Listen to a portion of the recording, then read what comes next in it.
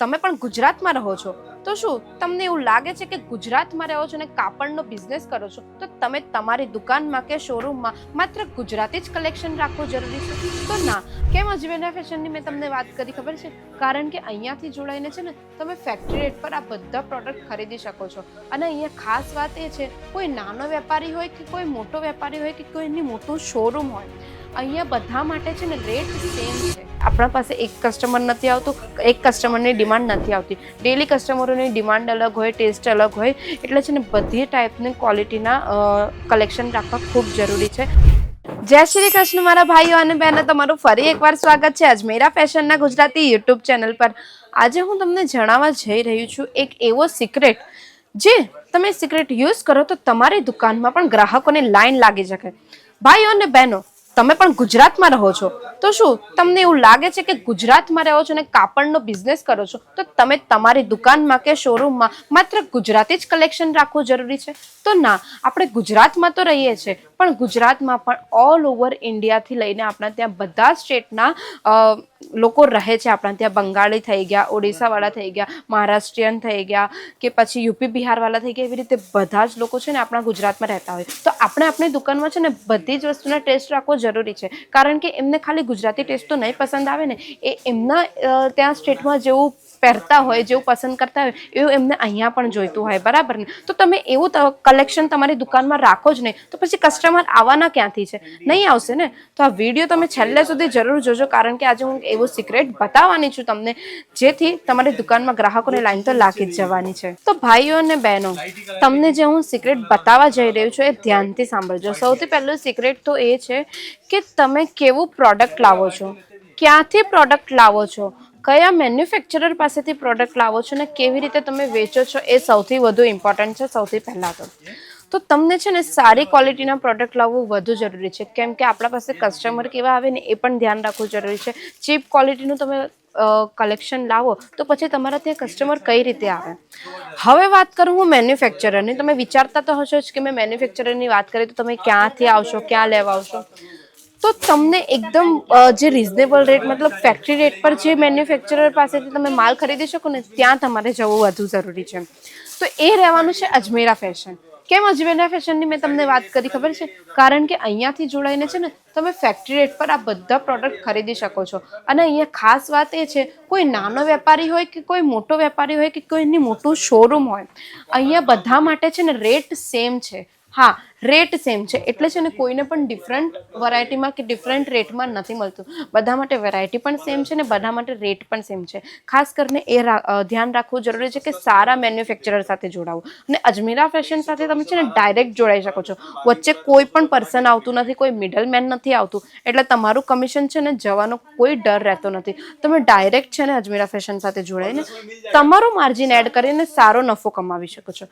હવે આ થઈ મેન્યુફેક્ચરરની વાત. હવે હું તમને વાત કરું પ્રોડક્ટની, ક્વોલિટીની વાત કરું, ટ્રેન્ડિંગ કલેક્શનની વાત કરું. તો સારા મેન્યુફેક્ચરર સાથે તમે જોડાવો ને તો તમને ટ્રેન્ડિંગ કલેક્શન મળતું રહે. કારણ કે છે ને સારા મેન્યુફેક્ચરર સાથે જોડાઈને છે ને અહીંયા 10-15 દિવસમાં છે ને ન્યૂ ટ્રેન્ડિંગ કલેક્શન આવતા રહે, ન્યૂ ડિઝાઇન આવતી રહે, જે છે ને તમે તમારી શોપમાં મૂકો ને તો કસ્ટમર પણ સારા એવા વધે. અને ડિફરન્ટ ટેસ્ટ તમારે શોપમાં તમારે મૂકવું ખાસ જરૂરી છે. કારણ કે આપણા પાસે એક કસ્ટમર નથી આવતું, એક કસ્ટમરની ડિમાન્ડ નથી આવતી. ડેલી કસ્ટમરોની ડિમાન્ડ અલગ હોય, ટેસ્ટ અલગ હોય, એટલે છે ને બધી ટાઈપની ક્વોલિટીના કલેક્શન રાખવા ખૂબ જરૂરી છે, તે પણ સારા રેટ પર, ફેક્ટરી રેટ પર.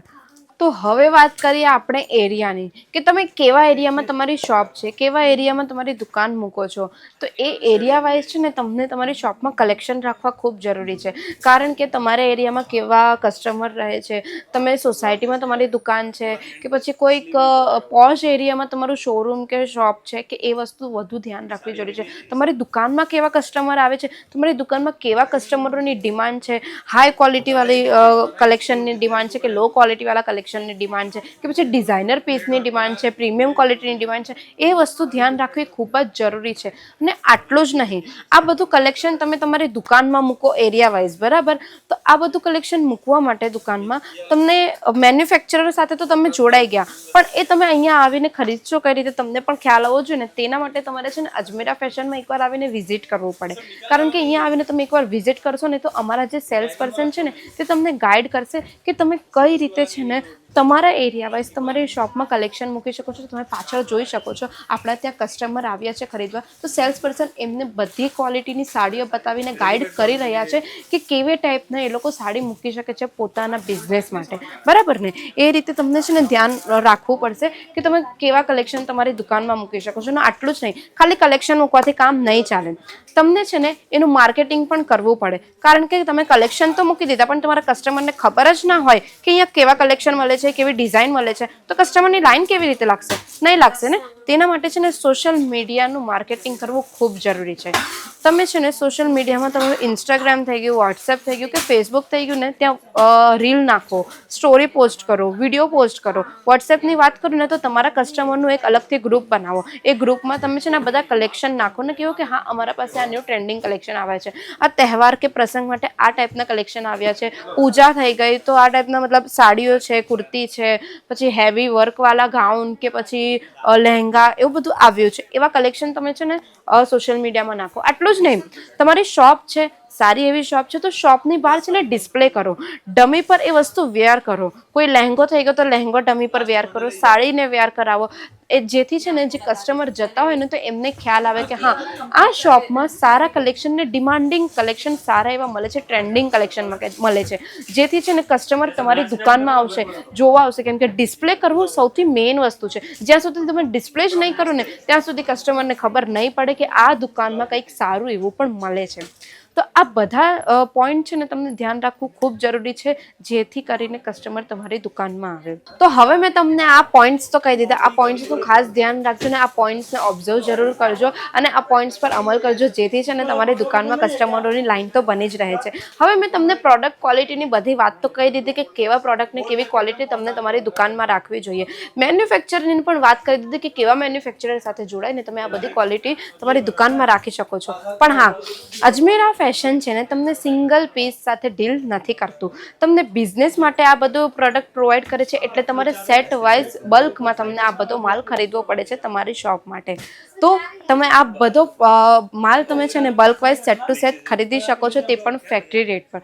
જો આ વિડીયો તમને સારો લાગ્યો હોય ને તો આ વિડીયોને લાઇક કરી દેજો અને જેટલા પણ મેં પોઈન્ટ્સ તમને કીધા છે એ ધ્યાન રાખજો ને એ પોઈન્ટ્સને અવોઇડ બિલકુલ ના કરતા, એ પોઈન્ટ્સ અમલમાં લાવજો, જેથી તમારી દુકાનમાં છે ને કસ્ટમરોની લાઈન ક્યારેક પણ ઓછી નથી થવાની અને અહીંયાથી જોડાઈને તમે તમારી રીતે માર્જિન સેટ કરીને સારો નફો કમાવી શકો છો. તો વિડીયો સારો લાગ્યો હોય તો વિડીયોને લાઇક કરજો અને જેમને પણ કોઈક ડાઉટ હોય કે એમના મનમાં કોઈક સવાલ હોય કે મારી દુકાનમાં કસ્ટમર કેમ નથી આવતા, તો એ વેપારી મિત્રોને આ વિડીયો શેર કરી દેજો. ને આ ચેનલ પર તમે નવા છો તો ચેનલ સબસ્ક્રાઇબ કરી દેજો ને બેલ આઇકન પ્રેસ કરવાનું બિલકુલ ના ભૂલતા, જેથી તમને ન્યૂ નોટિફિકેશન આવતું રહે. તો ત્યાં સુધી મળીએ આપણે નેક્સ્ટ વિડીયોમાં. જય શ્રી કૃષ્ણ.